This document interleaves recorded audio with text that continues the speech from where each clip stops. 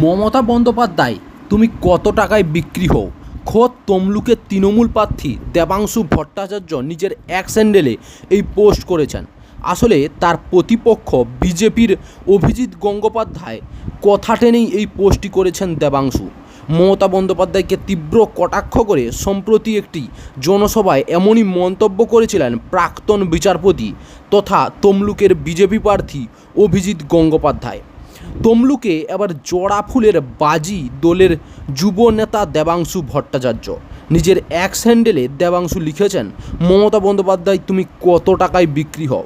দেবাংশুর পোস্টে এই লেখাটি দেখে অনেকেই চমকে ওঠেন। দেবাংশুর এই উক্তিটি লেখার পর আরও লিখেছেন, সন্দেশখালীর মহিলাদের মর্যাদার মূল্য দেওয়ার পরে বিজেপি নেতারা ভারতের একমাত্র মহিলা মুখ্যমন্ত্রীর সততার জন্য একটি দাম নির্ধারণ করেছে।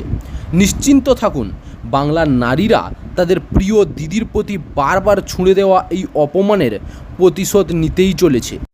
অপরদিকে অভিজিৎ গঙ্গোপাধ্যায় আরও কী বলেছেন চলুন দেখে নিই। 2000 টাকায় রেখাপাত্রকে কেনা হয়ে গিয়েছিল। মমতা ব্যানার্জি তুমি কত টাকায় বিক্রি হও? তুমি কত টাকায় বিক্রি হও? তোমার হাতে 8 লাখ টাকা গুঁজে দিলে তো একটা চাকরি দাও। তোমার হাতে 10 লাখ টাকা গুঁজে দেয় এবং রেশন হাওয়া করে দেয় অন্য দেশে। একজন মহিলা সম্পর্কে কি করে এই উক্তি করতে পারেন তা আমরা ভাবতেই পারি না। এই মমতা ব্যানার্জির দল এখন ভুয়ো ভিডিও ছেড়েছেন।